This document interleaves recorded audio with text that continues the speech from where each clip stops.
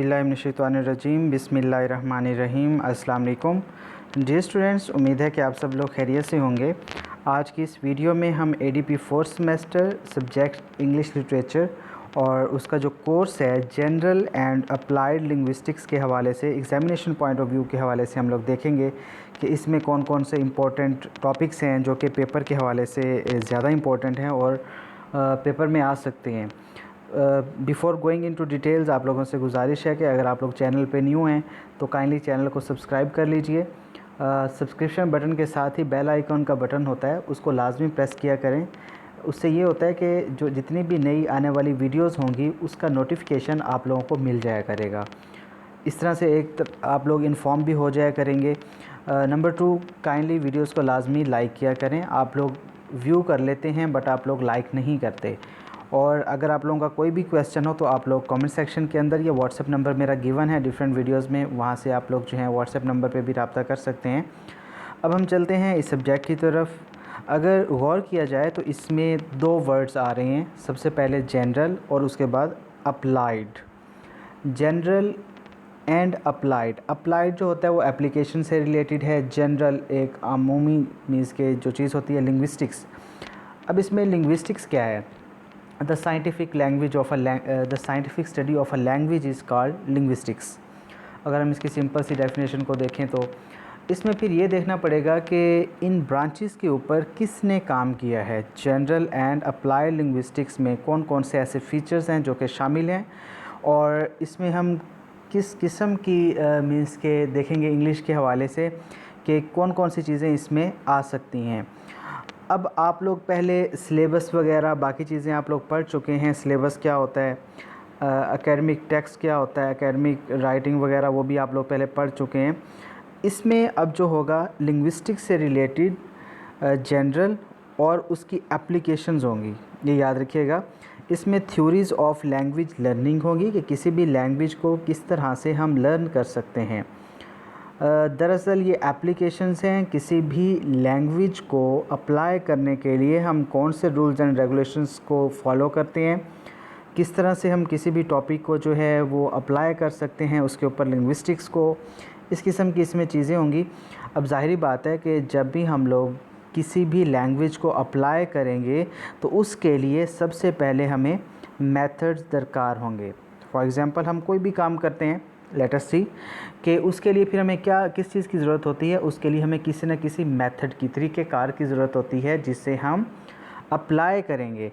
तो इसमें डिफरेंट किस्म के मेथड्स जो हैं वो दिए गए हैं, जिसमें अगर हम देखें जीटीएम, इसके साथ साथ है आप लोगों के पास डायरेक्ट मेथड है, ऑडियो लिंगुअल मेथड है, नेचुरल अप्रोच है, कम्युनिकेटिव लैंग्वेज टीचिंग है, द इलेक्ट्रिक अप्रोच है।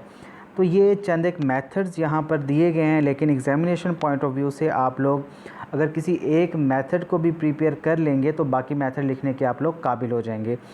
जनरल ट्रांसलेशन मेथड है जिसमें हम क्या करते हैं कि जस्ट किसी भी जो टेक्स्ट होता है हमारे पास उसको हम सिंपली वर्डिंग के अंदर हम लोग कन्वर्ट कर लेते हैं, general translation method. Direct method है, उसके बाद है audio lingual method. Audio lingual, lingua से निकला है, जो लैंग्वेज से रिलेटेड है, इसको भी माइंड में रखिएगा आप लोग। नेचुरल अप्रोच क्या है जी? कम्युनिकेटिव लैंग्वेज टीचिंग क्या है? किसी भी कम्युनिटी के अंदर आप लोग लैंग्वेज टीचिंग किस तरह से करते हैं। उसके बाद इलेक्ट्रिक अप्रोच। इसके बाद अगर हम देखें तो एरर एनालिसिस। अब एरर किस में आएगा? ज़ाहिरी बात है हम जो भी लैंग्वेज को इस्तेमाल करेंगे तो उसमें ज़ाहिरी बात है एरर्स आते हैं। उसकी सबसे बड़ी जो रीज़न है मेरे पॉइंट ऑफ व्यू से वो ये है कि हमारा जो सोसाइटी है, हमारी सोसाइटी में डिफरेंट किस्म की लैंग्वेजेस स्पीक की जाती हैं, बोली जाती हैं। फॉर एग्ज़ाम्पल एक पंजाबी या सराइकी स्पीकिंग बच्चा है तो घर में उसके साथ पंजाबी या सराइकी बोली जाती है, लेकिन जब वो इंस्टीट्यूट के अंदर जाता है तो वहाँ पे उसको उर्दू सिखाई जाती है, उर्दू के बाद फिर इंग्लिश सिखाई जाती है।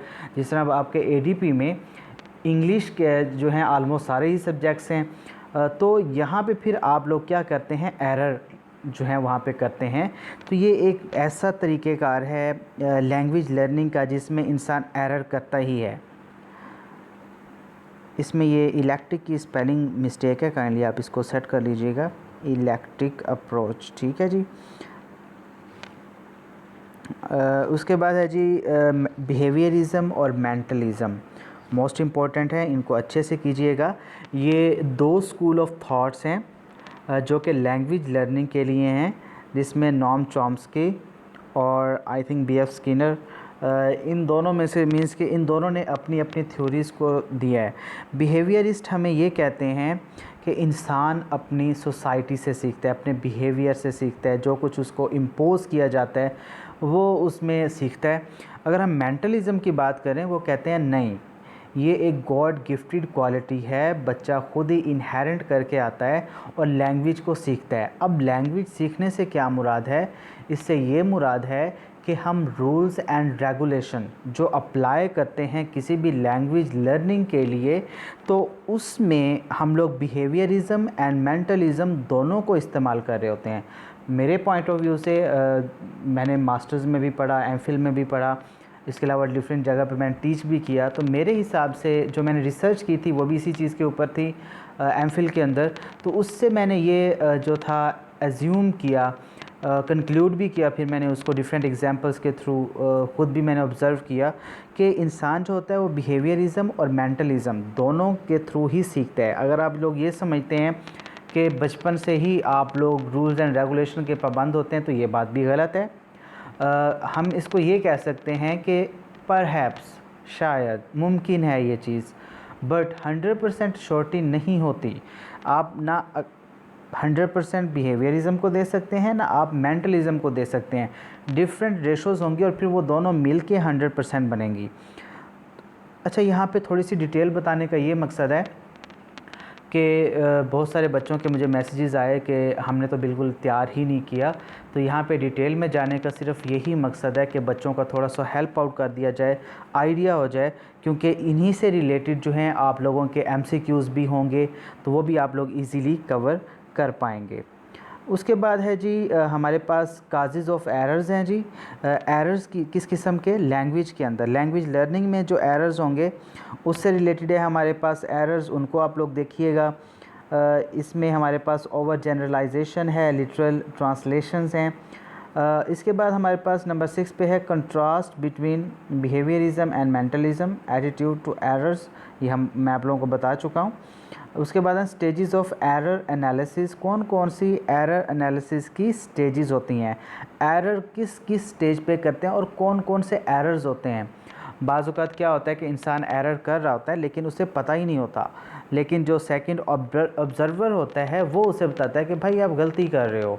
लाइक एज़ दैट, जब भी हम लोग लैंग्वेज बोलते हैं या लैंग्वेज को अप्लाई करते हैं, एप्लीकेबल करते हैं, तो हमारे हिसाब से वो ठीक होती है। उसकी रीज़न ये होती है कि हमने जो अपनी मदर टंग होती है उसमें उन रूल्स एंड रेगुलेशन को पढ़ा होता है। हमारी यही कोशिश होती है कि जब भी हम सेकंड लैंग्वेज की तरफ जाएं तो हम वही रूल्स एंड रेगुलेशन अप्लाई करते हैं। यही वजह होती है कि वहाँ पे भी हमें एरर्स का सामना करना पड़ता है। तो ये तो हो गया एरर एनालिसिस की तरफ से। उसके बाद है जी सिलेबस। सिलेबस क्यों ज़रूरी है? What do you think? इससे पहले टाइप्स ऑफ एरर, डिफरेंट किस्म की टाइप्स होती हैं, वो आप लोग देख लीजिएगा। अब बात आ रही है जी सिलेबस पर। सिलेबस क्यों ज़रूरी है? What do you think? Syllabus इसलिए ज़रूरी है ताकि आप लोगों को आइडिया हो सके कि आप लोग करने क्या जा रहे हैं। ठीक, अब इसमें भी प्रॉब्लम्स आएंगी, इसमें भी डिफरेंट किस्म की थ्योरीज़ इस्तेमाल होंगी, theories of language, language learning and language syllabuses. अब सिलेबसेस क्या होते हैं डिफरेंट किस्म के, ये आप लोग देख लीजिएगा। इसके बाद है जी हमारे पास इसकी टाइप्स सिलेबस की, जिसमें हमारे पास डिफरेंट किस्म के सिलेबस आ जाएंगे। अगर हम देखें तो grammatical syllabus, theoretical basis syllabus, selecting and grading contents हो गया, क्रिटिसिज्म हो गया, प्रोडक्ट ओरिएंटेड सिलेबस हो गया।